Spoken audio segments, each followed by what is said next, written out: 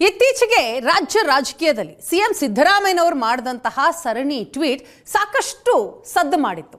ಇದರ ಬೆನ್ನಲ್ಲೇ ಈಗ ನನ್ನ ವಿರುದ್ಧ ರಾಜಕೀಯ ಷಡ್ಯಂತ್ರ ಅಂತ ಏನು ಸಿದ್ದರಾಮಯ್ಯನವರು ಟ್ವೀಟ್ ಮಾಡಿದ್ರು, ಈ ಸಿಎಂ ಟ್ವೀಟ್ ಬೆನ್ನಲ್ಲೇ ಕೆಪಿಸಿಸಿ ಖಾತೆಯಿಂದ ಡಿಕೆ ಶಿವಕುಮಾರ್ ಹೊಗಳಿ ಸರಣಿ ಟ್ವೀಟ್ಗಳು ಬಂದಿದೆ.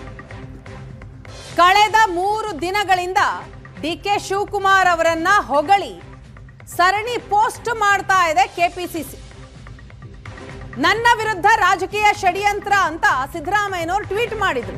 ಅದರ ಬೆನ್ನಲ್ಲೇ ಕೆಪಿಸಿಸಿಯಿಂದ ಸರಣಿ ಪೋಸ್ಟ್, ಅದು ಡಿಕೆ ಶಿವಕುಮಾರ್ ಅವರನ್ನ ಹೊಗಳಿ ಮನಗೆದ್ದ ಜನನಾಯಕ ಅಂತ ವಿಡಿಯೋ ಪೋಸ್ಟ್ ಮಾಡಿದೆ ಕೆಪಿಸಿಸಿ. ಜನರ ಹೃದಯ ತೆಗೆದು ನೋಡಿದ್ರೆ ಡಿಕೆ ಶಿವಕುಮಾರ್ ಇದ್ದಾರೆ ಅಂತ ಕೆಪಿಸಿಸಿಯಿಂದ ಪೋಸ್ಟ್ ಹಾಕಲಾಗಿದೆ.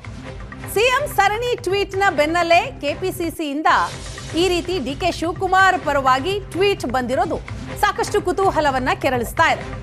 ದೂರದೃಷ್ಟಿ ನಾಯಕ, ಜನಸೇವೆ ಇವರ ಕಾಯಕ, ತಂತ್ರಗಾರಿಕೆ ಚತುರ ಕೆಪಿಸಿಸಿ ಅಧಿಕೃತ ಖಾತೆಯಿಂದ ಈ ರೀತಿಯ ಟ್ವೀಟ್ ಬಂದಿರೋದು ಡಿಸಿಎಂ ಡಿಕೆ ಶಿವಕುಮಾರ್ ಜಪ ಮಾಡಲಾಗ್ತಾ ಇದೆ. ಇದು ರಾಜ್ಯ ರಾಜಕಾರಣದಲ್ಲಿ ಭಾರಿ ಕುತೂಹಲವನ್ನ ಮೂಡಿಸ್ತಾ ಇದೆ. ಕೆಪಿಸಿಸಿಯ ಸರಣಿ ಟ್ವೀಟ್ಗಳು, ಕೆಪಿಸಿಸಿಯಿಂದ ಹಾಕಲಾದ ಸರಣಿ ಟ್ವೀಟ್ ಅನ್ನ ನೀವು ಸ್ಕ್ರೀನ್ ನಲ್ಲಿ ಗಮನಿಸ್ತಾ ಇದ್ದೀರಿ.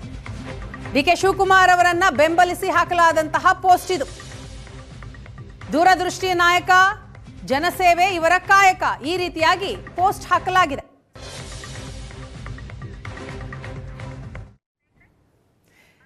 ಈ ಬಗ್ಗೆ ಡೀಟೇಲ್ಸ್ ಕೊಡ್ತಾರೆ ನಮ್ಮ ರಿಪೋರ್ಟರ್ ಮಾರುತೇಶ್, ಇದೀಗ ನಮ್ಮ ಜೊತೆ ಸಂಪರ್ಕದಲ್ಲಿದ್ದಾರೆ. ಮಾರುತೇಶ್, ಗಮನಿಸ್ತಾ ಇದ್ದೀವಿ ರಾಜ್ಯ ಕಾಂಗ್ರೆಸ್ನಲ್ಲಿ ಈಗಾಗಲೇ ನಾಯಕತ್ವ ಬದಲಾವಣೆಯ ಕುರಿತಾಗಿ ದೊಡ್ಡ ಮಟ್ಟದಲ್ಲಿ ಚರ್ಚೆ ಆಗ್ತಾ ಇದೆ. ಇದರಲ್ಲಿ ಸಿದ್ದರಾಮಯ್ಯನವರ ಸರಣಿ ಟ್ವೀಟ್ ಕೂಡ ಈಗಾಗಲೇ ಸಂಚಲನವನ್ನ ಉಂಟು ಮಾಡಿಬಿಟ್ಟಿದೆ. ನನ್ನ ವಿರುದ್ಧ ರಾಜಕೀಯ ಷಡ್ಯಂತ್ರ ಅನ್ನೋ ಟ್ವೀಟ್ ಬೆನ್ನಲ್ಲೇ ಈಗ ಕೆಪಿಸಿಸಿಯಿಂದ ಡಿಕೆ ಶಿವಕುಮಾರ್ ಅವರನ್ನ ಹೊಗಳಿ ಬಂದಿರುವಂತಹ ಪೋಸ್ಟ್ ಏನ್ ಮೆಸೇಜ್ ಕೊಡ್ತಾ ಇದೆ ಇದು?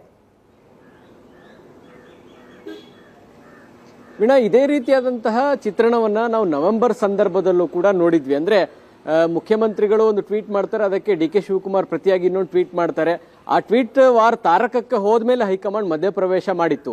ಬಹುಶಃ ಈಗ ಅಂಥದ್ದೇ ಒಂದು ಬೆಳವಣಿಗೆ ನಡೀತಿರಬಹುದಾ ಅನ್ನುವಂಥ ಚರ್ಚೆಗೆ ಈಗ ಸಿಎಂ ಅವರ ಟ್ವೀಟ್ಗೆ ಪ್ರತಿಯಾಗಿ ಕೆಪಿಸಿಸಿ ಅಧಿಕೃತ ಖಾತೆಯಿಂದ ಆಗ್ತಾ ಇರುವಂತ ಟ್ವೀಟ್ ಅನ್ನ ಗಮನಿಸಿದ್ರೆ, ಅಲ್ಲಿ ಮುಖ್ಯಮಂತ್ರಿಗಳು ಬಹಳ ಸ್ಪಷ್ಟವಾಗಿ ತಮ್ಮ ಸಾಮಾಜಿಕ ಜಾಲತಾಣದ ಪೋಸ್ಟ್ ನಲ್ಲಿ ಹೇಳಿದ್ರು, ನನ್ನನ್ನು ಕೆಳಗಿಳಿಸುವಂತ ಷಡ್ಯಂತ್ರ ನಡೀತಾ ಇದೆ, ನಾನು ಕುರಿಕಾಯುವವನೊಬ್ಬ ಮುಖ್ಯಮಂತ್ರಿ ಆಗಿದ್ದ ಅನ್ನೋದನ್ನ ಸಹಿಸದೇ ಇರೋದಕ್ಕೆ ಈ ರೀತಿಯಾದಂಥ ಪ್ರಯತ್ನಗಳು ನಡೀತಾ ಇದೆ.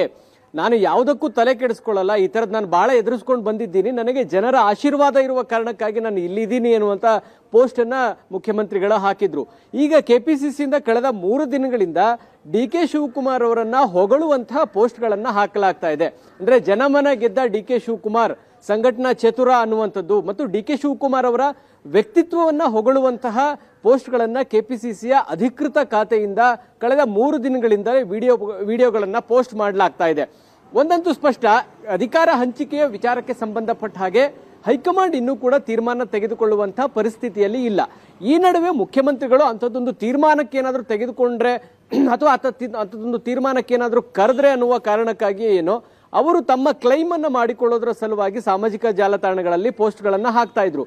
ಈಗ ಡಿ ಕೆ ಶಿವಕುಮಾರ್ ಅವರನ್ನ ಯಾಕೆ ಮುಖ್ಯಮಂತ್ರಿಯಾಗಿ ನೋಡಬೇಕು ಅನ್ನುವಂಥ ಅರ್ಥ ಬರೋ ರೀತಿಯಲ್ಲಿ ಕೆಪಿಸಿಸಿಯ ಅಧಿಕೃತ ಕಚೇರಿಯಿಂದ ಈ ಪೋಸ್ಟ್ಗಳನ್ನ ಹಾಕಲಾಗ್ತಾ ಇದೆ. ಅಂದ್ರೆ ಡಿ ಕೆ ಶಿವಕುಮಾರ್ ಅವರನ್ನ ವ್ಯಕ್ತಿತ್ವವನ್ನು ಹೊಗಳೋದ್ರ ಮೂಲಕ ಮತ್ತು ಡಿ ಕೆ ಶಿವಕುಮಾರ್ ಜನಮನ ಗೆದ್ದಿರುವ ನಾಯಕ, ಜನರ ಸೇವೆಯನ್ನೇ ಇವರು ಕಾಯಕವನ್ನಾಗಿ ಮಾಡ್ಕೊಂಡಿದ್ದಾರೆ, ಹಾಗಾಗಿ ಡಿ ಕೆ ಶಿವಕುಮಾರ್ ಅವರನ್ನ ಮುಖ್ಯಮಂತ್ರಿ ಯಾಕೆ ಮಾಡಬೇಕು ಅನ್ನುವಂಥ ಒಂದು ಪುಷ್ಟಿ ನೀಡುವ ರೀತಿಯಲ್ಲಿ ಡಿ ಕೆ ಶಿವಕುಮಾರ್ ಅವರ ವ್ಯಕ್ತಿತ್ವಗಳನ್ನ ಇಟ್ಟುಕೊಂಡು ಟ್ವೀಟ್ ಮಾಡಲಾಗ್ತಾ ಇದೆ.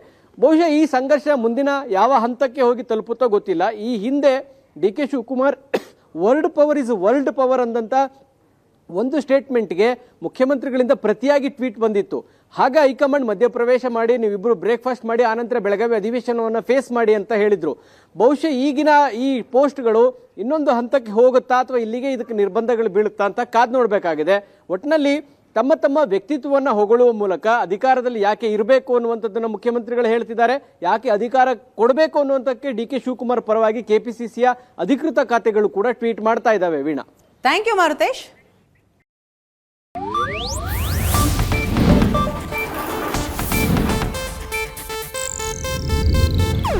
ಇದು ಏಷ್ಯಾನೆಟ್ ನ್ಯೂಸ್ ನೆಟ್ವರ್ಕ್ ಪ್ರಸ್ತುತಿ.